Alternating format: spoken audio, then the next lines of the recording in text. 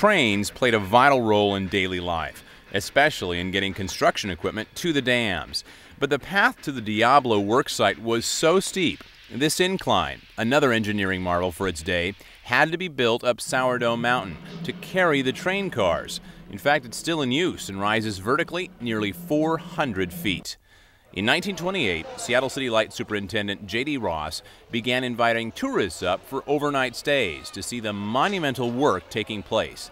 Jack Falstrom grew up in New Halem and Diablo. They had big train loads that would come from Rockport. They'd park at Rockport, and either steam engine number 6 or later diesels would take, 7 carloads, closed cars, and maybe up to 11 carloads of tourists, and they'd stay up in the bunkhouses, and some of them were in tents, and they had a plywood floor and a tent top. New Halem was outfitted with 5 globe lamps, and extensive gardens were created. Ladder Creek Falls Garden, which you can still visit today, lies near the Gorge Powerhouse and once showcased lush tropical plants, music, and parrots for visitors. Eventually, tourists were able to ride up the rail incline to Diablo Lake, where they'd be treated to a zoo and even boat cruises by Monkey Island, a place J.D. Ross stocked each summer with monkeys borrowed from the Seattle Zoo. Long lines would develop as visitors waited for one of the trip's best-known attractions. The Gorge Inn. The dinners were fabulous, and they've been fabulous over the years. It's well known that, a couple of helpings of turkey or chicken or whatever, and dessert, and that was a big selling point. They said that over the years, the trip to the Skagit was the best one-day trip out of Seattle, and I can believe it. It was quite the thing. It was great for the kids, I can tell you that. Tourists would return from the Skagit trip to find their cars had even been washed. Many, many cars that were parked in the parking lot got cleaned up. They wanted a good impression, and I bet you J.D. said, let's wash those cars. It was dirt roads. Those were dusty times, and he wanted to make a good impression to the city fathers in Seattle and those voters that were paying the bill.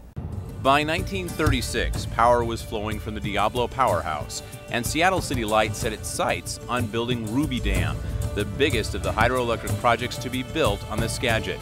But the name of the dam was changed to Ross Dam in 1939 when the ever-charismatic J.D. Ross unexpectedly passed away. Ross was so dedicated to the Skagit project, he was buried in New Halem. His funeral was huge. Ross's crypt is just a short distance from the town center, and on it you'll find an engraved eulogy from President Franklin D. Roosevelt praising Ross's work.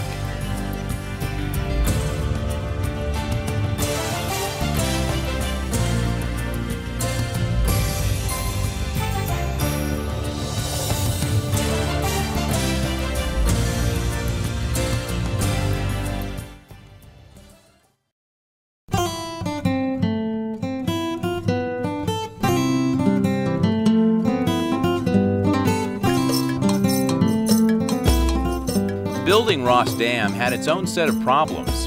Everything had to be transported up Diablo Lake by boat, and that's why many of the workers were simply housed at the head of the lake. The Skagit project was an enormous undertaking. Just 5 decades ago, hundreds of workers were crossing this very bridge daily to build Ross Dam, which was the largest of the hydroelectric projects on the Skagit. Work finished up in 1951 when the third and largest dam on the Skagit went into operation. There have been upgrades on the dam since, but Seattle's energy needs are now far greater than the power the improved Skagit dams provide. The Skagit project now supplies just over a third of Seattle's total energy supply, and there are far fewer Seattle City Light employees living up here, thanks to new technology and automation. But the mission remains the same, providing the most inexpensive power possible to Seattle and its residents. I'm Kelly Gunther for Seattle City Light.